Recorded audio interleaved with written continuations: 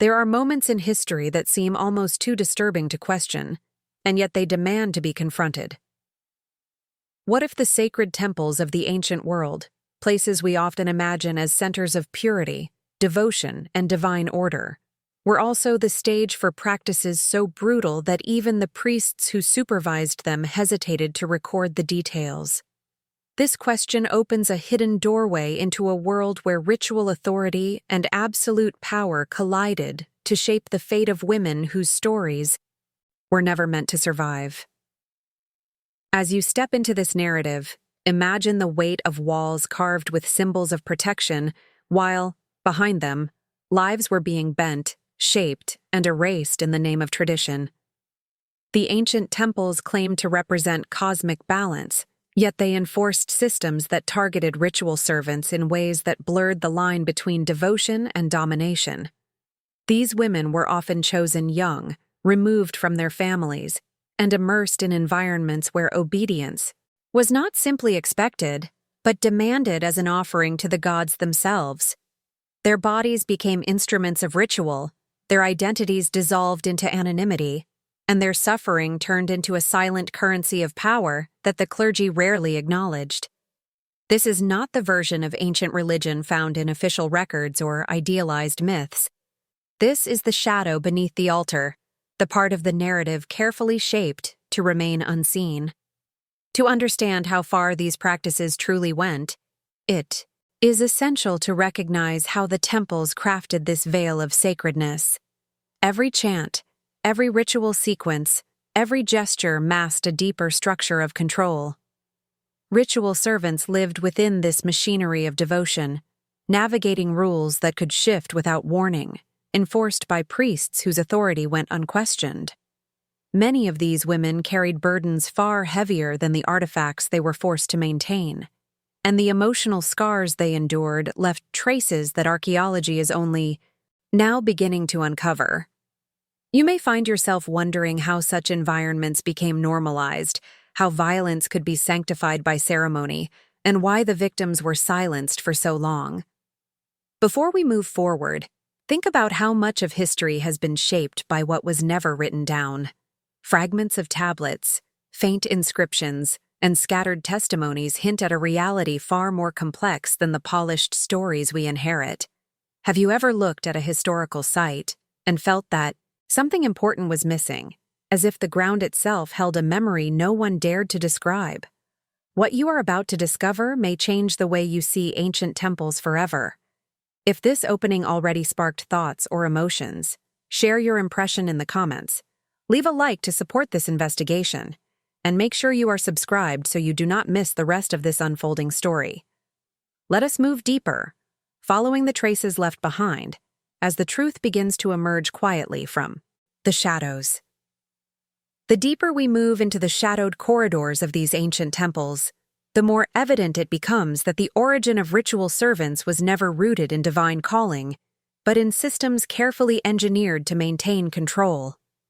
The earliest emergence of these women can be traced not to mythic stories of voluntary dedication, but to political strategies disguised as sacred tradition. Many were taken from families considered indebted to religious authorities. Others were offered as tokens of loyalty, and some were simply selected because their youth made them easier to mold. Over time, this mechanism became so normalized that entire generations grew up believing these choices were acts of honor, when in reality they were responses to power structures that cared little for individual lives. As societies grew more complex, temples became not just spiritual centers, but hubs of administration, wealth, and influence. And with that expansion came an even greater need to secure bodies and minds that could be shaped to fit ritual expectations. The girls brought into these spaces were subjected to a gradual erasure of their personal history. Their birth names were replaced with titles that reflected their temple function. Their previous identities were treated like unnecessary distractions, slowly pulled away from them until all that remained was their role within the sacred hierarchy. This transformation was not poetic. It was deliberate, systematic, and essential for maintaining the appearance of divine order. Across different civilizations, the pattern repeated with unnerving consistency. Whether in monumental stone complexes, secluded sanctuaries, or urban temples surrounded by bustling markets, the fate of ritual servants followed the same invisible script. They were taught to move quietly, to speak only when addressed, to perform intricate sequences without hesitation, and to accept that their lives were no longer their own. Every task carried symbolic meaning, but beneath that symbolism was an unyielding demand for obedience. And because these practices were woven into the fabric of religion, questioning them became the equivalent of questioning the gods themselves, an act unthinkable for most of the population. Yet despite the strength of this system, clues remain in scattered records suggesting that not all priests fully accepted the morality of these traditions. Certain inscriptions hint at discomfort, moments when the cruelty woven into temple routines weighed heavily even on those in charge. These fragments do not absolve the system, but they illuminate the silent tension between ritualized violence and the conscience of individuals trapped inside it. The presence of these doubts suggests that the cost of maintaining the illusion of divinity was felt by more than just the women required to serve it. As you follow this trail through time, it becomes clear that the origins of ritual servitude are inseparable from the foundations of institutional power. What began as a means of displaying devotion evolved into a mechanism of control, leaving marks that echo through both historical records and the stories that were deliberately left untold. And with each new detail, the veil surrounding ancient temples grows thinner, revealing not holiness, but a structure built upon lives reshaped in silence. As the system of ritual servitude became firmly embedded in temple life, an unspoken cycle of abuse began to take shape, concealed beneath layers of ceremony and sacred symbolism. The routines these women followed every day were designed not only to maintain the physical order of the temple, but also to reinforce a psychological framework that kept them compliant. The restrictions imposed on them were justified as acts of spiritual discipline, yet the reality behind these practices reveals a methodical stripping of autonomy. From the moment they awoke to the moment they were allowed to sleep, their lives revolved around tasks that demanded precision, silence, and emotional detachment, cultivating a state of mind in which resistance felt both impossible and dangerous. This cycle persisted through generations because it operated quietly, without the spectacle of public punishment or overt declarations of authority. Instead, it relied on a subtler chain of expectations, enforced by older servants who had internalized the rules so deeply that they became instruments of the system themselves. These women were taught to monitor one another, to correct small deviations, and to report behaviors that deviated from the temple's strict code. In this way, the structure maintained itself, turning its victims into its guardians and eliminating the need for constant supervision by priests. The result was a social environment where fear and obedience blended seamlessly, creating an atmosphere that outsiders might mistake for peaceful devotion. The emotional consequences of this environment were profound. Ritual servants experienced a gradual suppression of their personal desires, replaced by a heightened sensitivity to commands and ritual cues. Their sense of self became fragile, shaped by an endless repetition of actions that allowed no space for individual expression. Some ancient texts, rarely acknowledged by mainstream historians, describe moments when servants hesitated during ritual sequences, their bodies trembling from exhaustion or inner conflict. These slips, though small, were seen as signs of impurity or weakness, prompting interventions meant to recalibrate their behavior. Whether these interventions were framed as spiritual correction or disciplinary action, they served the same purpose: to reinforce the boundaries that pinned these women into their roles. The priests overseeing these rituals often justified this structure by claiming that the purity of the temple depended on the flawless performance of its servants. Any deviation, no matter how minor, was perceived as a threat to the spiritual equilibrium they believed they were upholding. This belief allowed the cycle of abuse to continue unchallenged, wrapped in the illusion that every act of control was part of a higher purpose. Yet behind this justification lay a stark truth. The system valued the ritual more than the humans who enacted it. The well-being of the servants mattered only insofar as it preserved the appearance of divine order, leaving their internal struggles invisible within. The grandeur of temple traditions. As centuries passed, the cycle hardened into an unbreakable framework, with each generation inheriting the weight of the last. The women living within it became shadows of themselves, their lives echoing with rituals that demanded everything while giving nothing in return. And still, the temples thrived, sustained by a quiet machinery of suffering that the outside world rarely glimpsed, hidden behind walls carved with sacred symbols and stories that never mentioned the hands that kept them polished. The deeper we move into the reality of temple life, the clearer it becomes that the punishments imposed on women who violated ritual expectations were far more complex than anything preserved in official accounts. These consequences were designed to be both immediate and symbolic, crafted to break not only a moment of disobedience, but the very possibility of future resistance. The system relied on secrecy. No public spectacle, no written decree. Instead, punishment unfolded in the quiet corridors behind ceremonial chambers, where the scent of incense faded into damp stone, and the world of sacred performance gave way to an unvarnished exercise of power. Women who broke rules rarely understood which boundary they had crossed. A hesitation during a chant, a shift in posture, a whisper exchanged at the wrong moment. Even an involuntary expression of fatigue could be interpreted as defiance.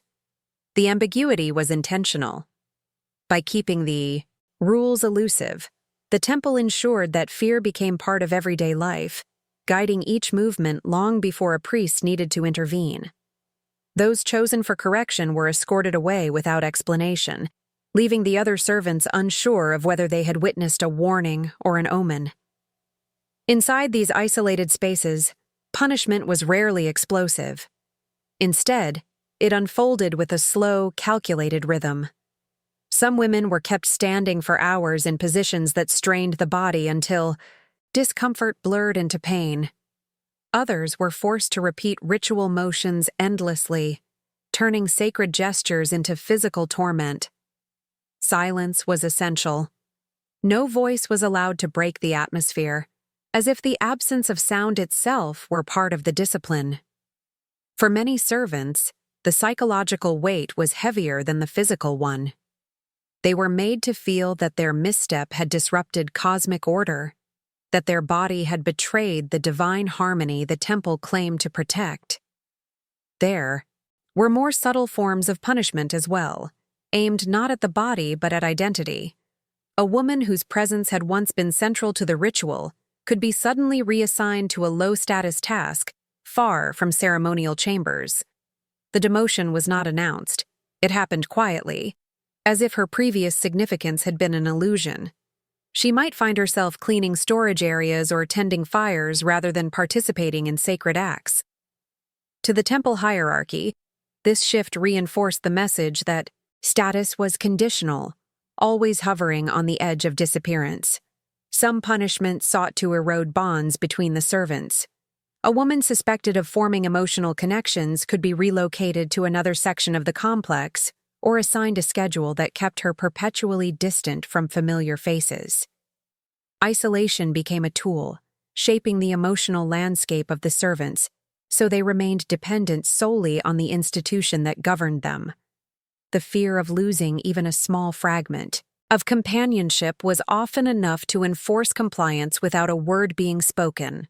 And yet, even within these hidden systems, traces of humanity persisted. Ancient walls, when examined closely, reveal faint marks and scratches that suggest moments when a punished servant tried to leave behind a signal of her presence. These quiet inscriptions hint at a longing not to be forgotten, to assert a sense of self even when the structure around her insisted she had none.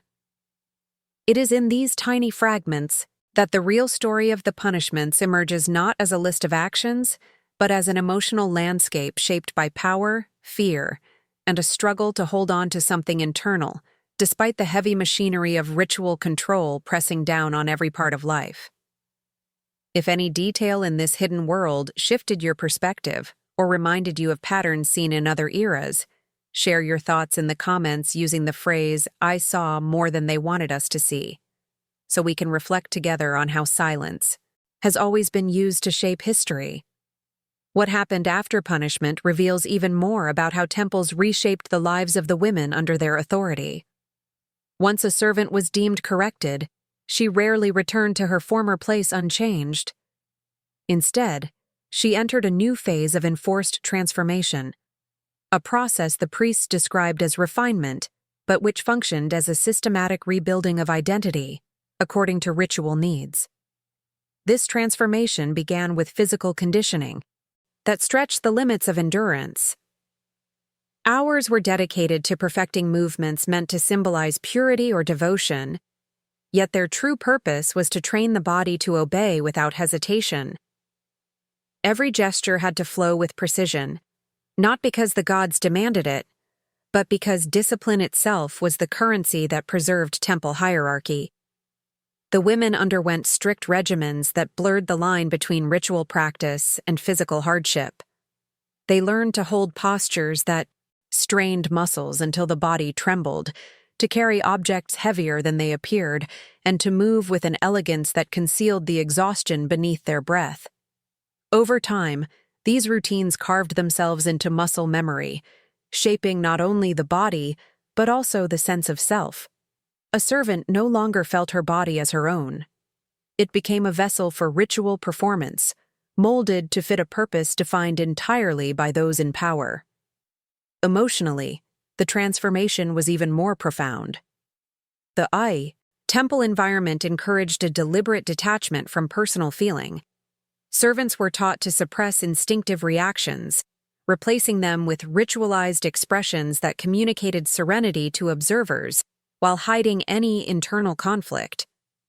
This emotional discipline was presented as a path to spiritual elevation, yet it functioned more as a mechanism of control, allowing the priests to maintain authority over women who had been cut off from their past lives, their families, and even their own inner voices.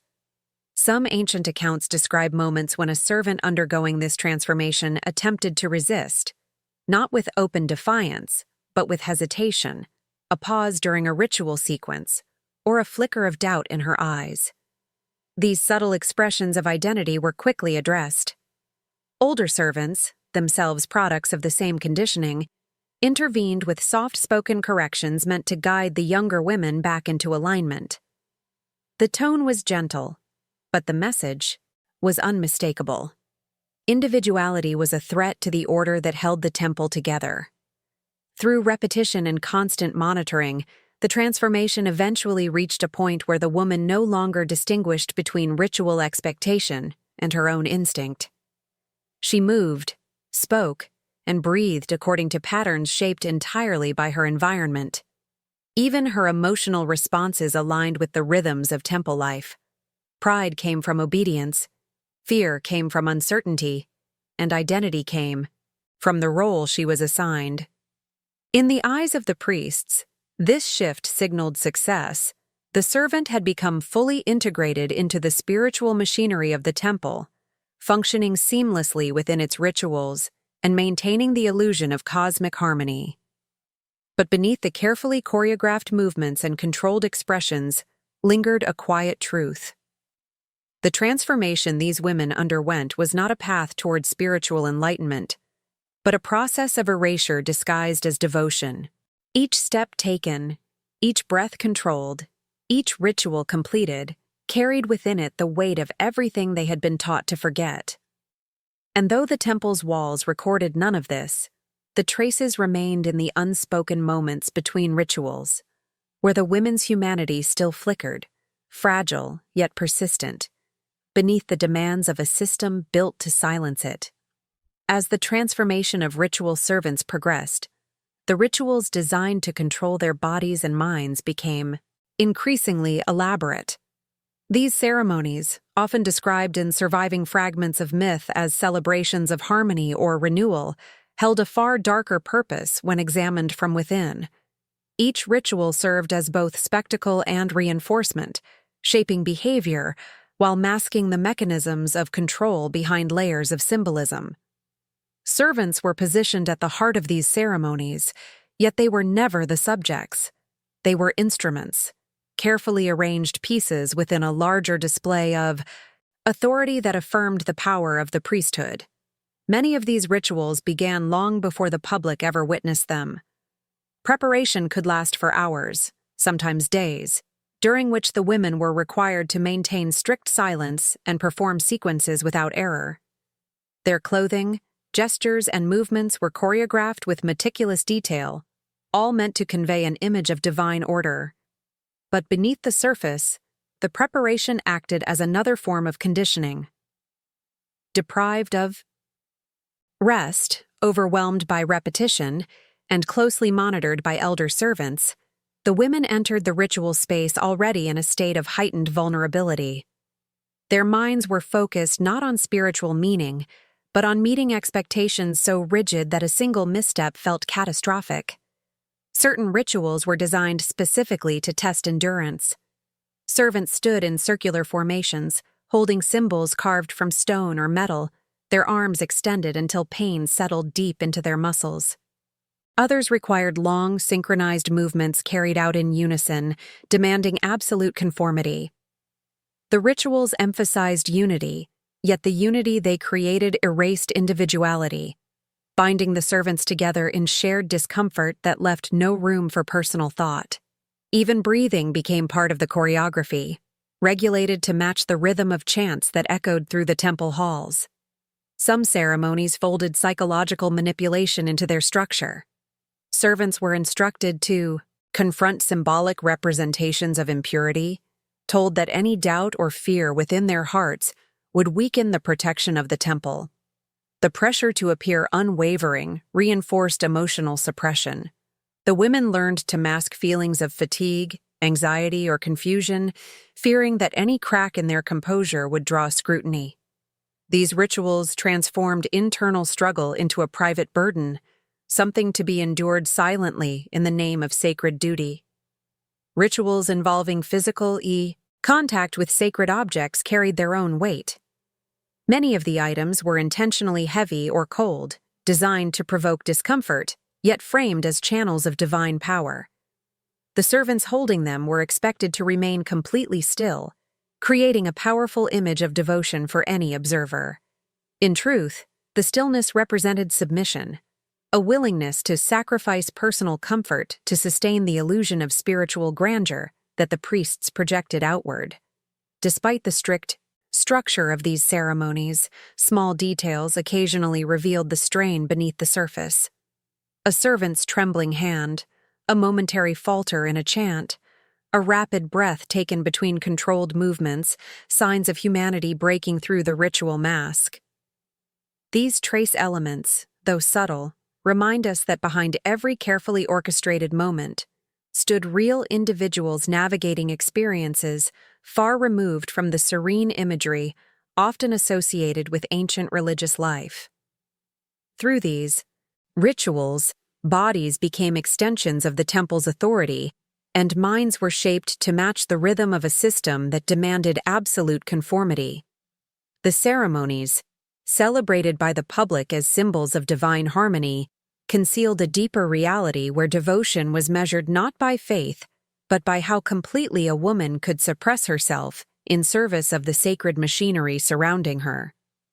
The servants who dared to disrupt this tightly woven order, whether through hesitation, quiet defiance, or an instinctive attempt to reclaim a fragment of themselves, discovered quickly that the temple's control did not end at the edge of ritual space.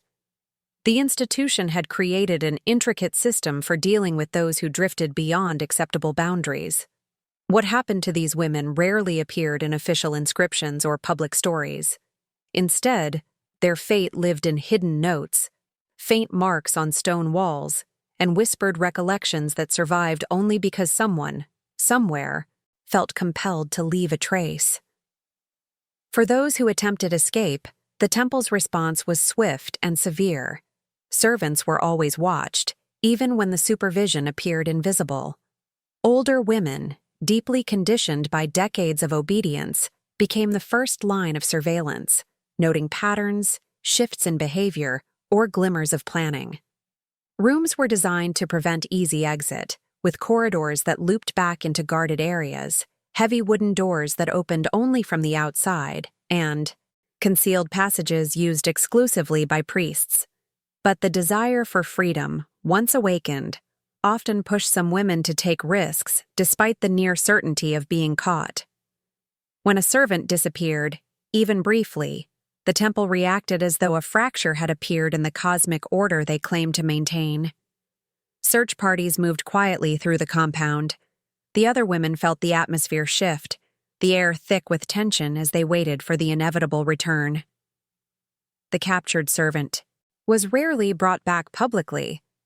Instead, she was escorted through side entrances, her expression erased, her body held rigid under the weight of consequences that others could only imagine. The punishments for attempted escape were not always physical, though the physical dimension was certainly present. More often, the temple relied on techniques that ensured the woman would never consider leaving again. She might be relocated to a secluded area of the complex, stripped of responsibilities that once gave her a sense of importance, or forced into repetitive, isolating tasks that fragmented her sense of time. The priests understood that erasing hope was more effective than any wound. If a woman believed she had no future beyond the temple walls, the institution no longer needed to watch her as closely. There were also rituals created specifically for those who tried to flee. The ceremonies were not celebratory, nor were they visible to ordinary temple visitors. Instead, they served as symbolic reintegration, a way of demonstrating, both to the servant and to the watching clergy, that her body once again belonged to the sacred order. These ceremonies often included cleansing gestures, long sequences of controlled breathing, or moments in which the woman stood alone before sacred symbols meant to remind her of her insignificance in the grand ritual structure. The priests observed silently, their presence a reminder of the authority that defined her every movement. Even more haunting than the rituals were the subtle shifts that followed. A woman who once laughed quietly with others during rare moments of rest might become silent, withdrawn. Her eyes might no longer lift when someone passed by. Other servants watched these transformations with a mixture of fear and sorrow, recognizing in them a future they desperately hoped to avoid. The temple understood the power of these silent examples. Each transformed servant became a living warning, a reminder that the cost of seeking oneself outside the rituals was far greater than anyone dared speak aloud. And yet, despite the suffocating reach of the temple's authority, faint marks carved into hidden corners suggest that even the women who returned under such pressure carried small flames of resistance. These marks, simple lines or symbols repeated across distant chambers, hint at a desire not to vanish entirely, to leave behind some testament of presence in a place determined to erase them. They are fragile, scattered, and easily overlooked, yet they stand as the quietest form of defiance. If this look into the fate of those who tried to escape left you thinking about how fear shapes obedience across history, share your perspective in the comments using the phrase, "They wanted silence, but traces remained," so we can reflect together on what endures despite oppression. As the hidden realities of temple life continue to unfold, another layer of the system emerges, one that operated not within the chambers where rituals were performed, but within the deliberate construction of the historical record itself. The priests and elites who shaped the religious institutions of the ancient world understood that power rested not only on the control of bodies and minds, but also on the control of memory. By determining what was written, what was preserved, and what was allowed to circulate through the centuries, they crafted a narrative that concealed the machinery of suffering embedded in their temples. The silence surrounding the ritual servants was not accidental. It was engineered. In the archives of these temples, the official inscriptions focused on divine victories, agricultural blessings, celestial cycles, and the wisdom of priestly leadership.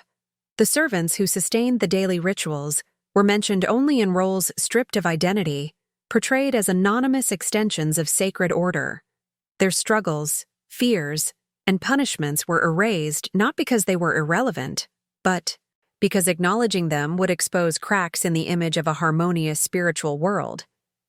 The elites needed the public to believe that temple life was built on balance and piety, not on carefully maintained dominance. This manipulation extended beyond written documents. Oral traditions, the stories shared during festivals or recited by traveling priests, echoed the same selective version of history. They praised the beauty of ceremonies, the precision of ritual gestures, and the devotion of those within the temple, but offered no space for the voices of the women who enacted those rituals at great personal cost. Their silence became a tool, reinforcing the idea that the temple's grandeur existed naturally, without the heavy scaffolding of human suffering keeping it upright.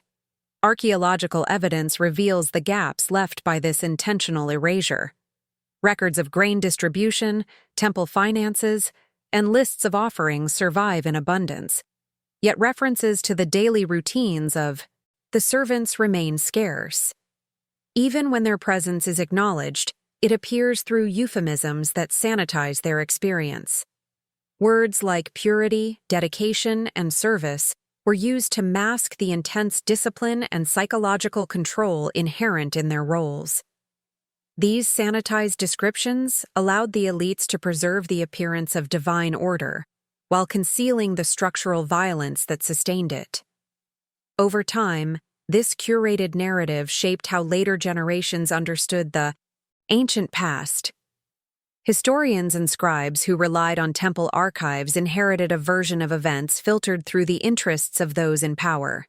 This allowed the system to perpetuate itself long after specific rituals had changed or disappeared entirely.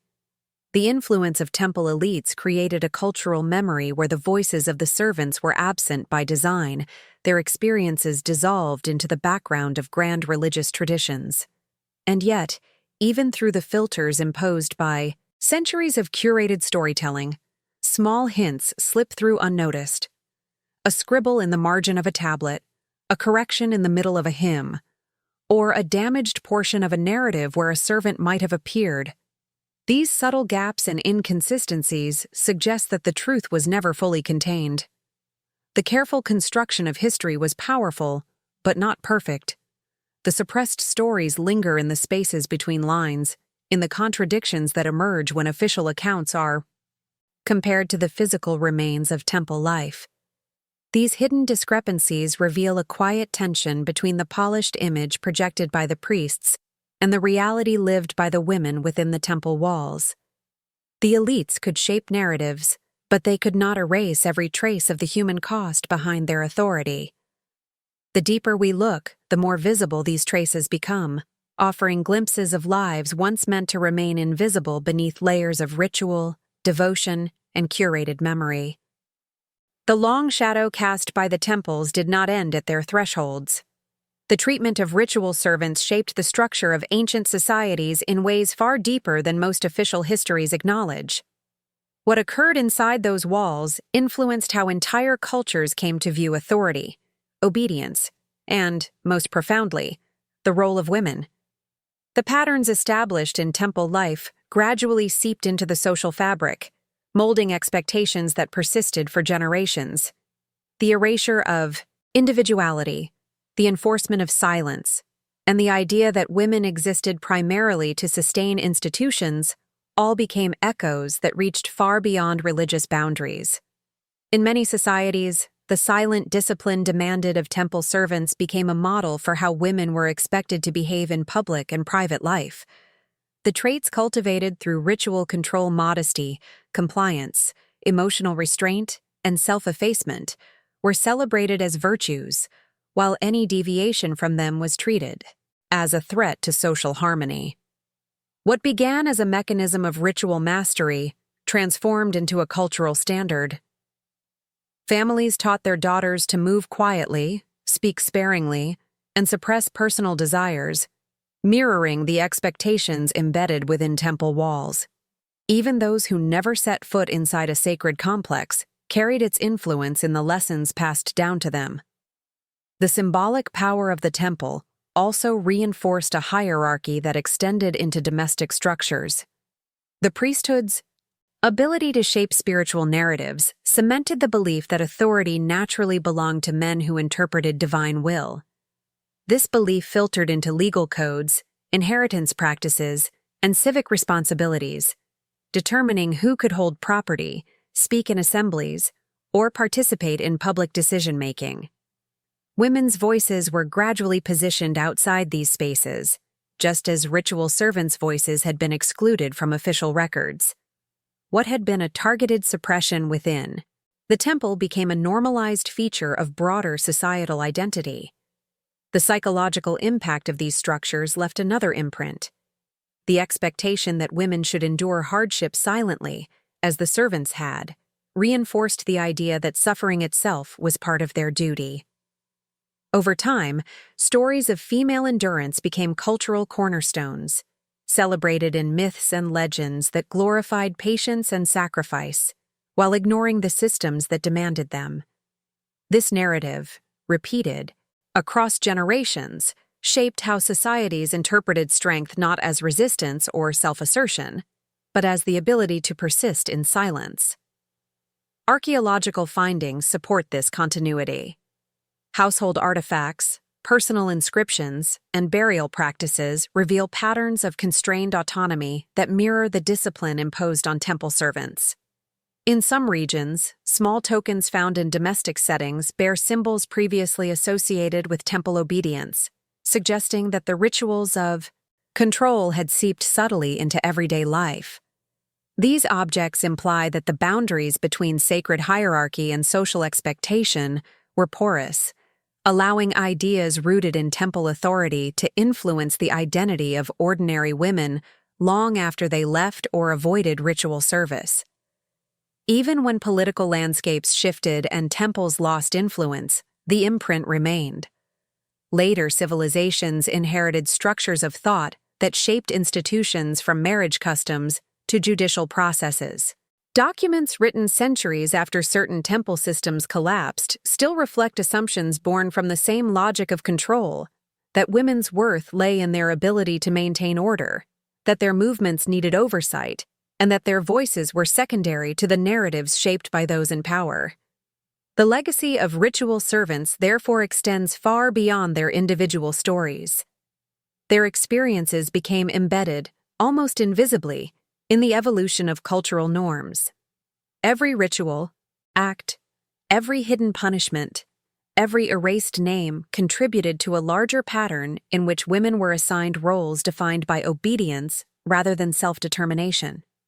Understanding this inheritance reveals how deeply ancient institutions sculpted the foundations of society, leaving marks that continue to shape expectations long after the temples themselves turned to dust. As we move from the broad impact of these ancient structures back toward the hidden rooms where it all began, a final layer emerges, shaped not by ritual movement or punishment, but by the way modern archaeology has reopened stories that were once buried intentionally. Excavations of temple complexes reveal traces that contradict the polished narratives passed down through official accounts. Rooms once assumed to be storage chambers show signs of habitation. Narrow corridors reveal hidden scratches at shoulder height, suggesting repeated passage by individuals who moved through them under constraint. Objects, previously categorized as ceremonial, now appear worn in ways that hint at constant utilitarian use. These discoveries challenge the long-accepted image of temple life, suggesting that what occurred behind those sacred walls was far more human, far more complex, and far more unsettling than the myths preserved by priestly hands. Researchers studying clay tablets, fragmented inscriptions, and abandoned ritual tools have begun to identify details that undermine the carefully curated silence surrounding the servants.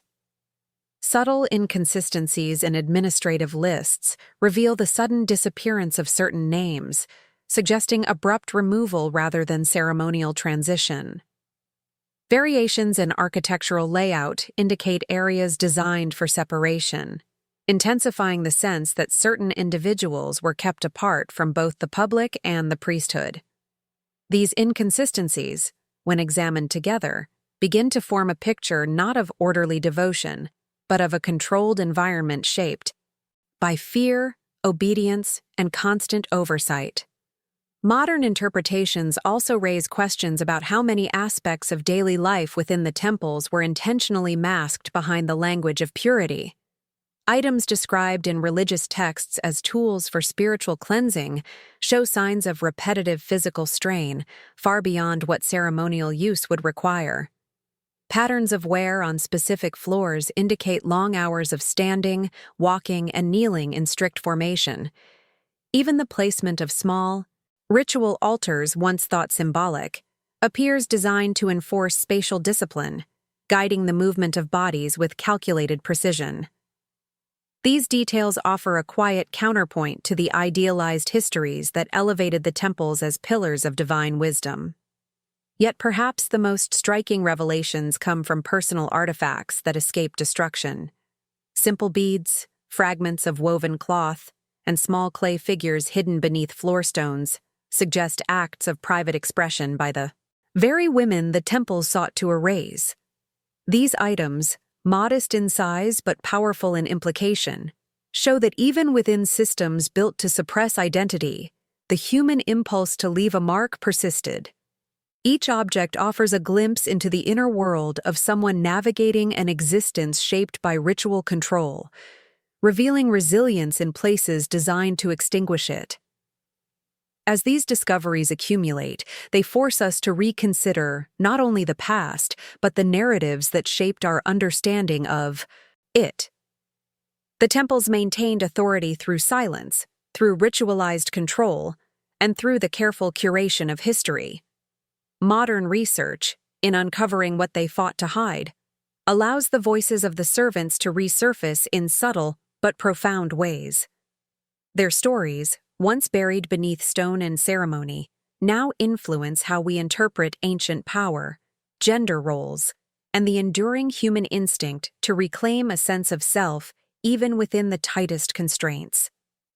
If you reached this point, it means the story resonated with you in some way. Leave a comment using the phrase, "I stayed until the last trace," so I know you followed the journey to its final step. If you felt the value in uncovering what was hidden, a like helps strengthen this kind of content, and subscribing ensures you will continue receiving stories that reveal the truths buried beneath the official versions. There is another video waiting right beside this one that expands these ideas even further, so take a moment, follow your curiosity, and continue with me into what comes next.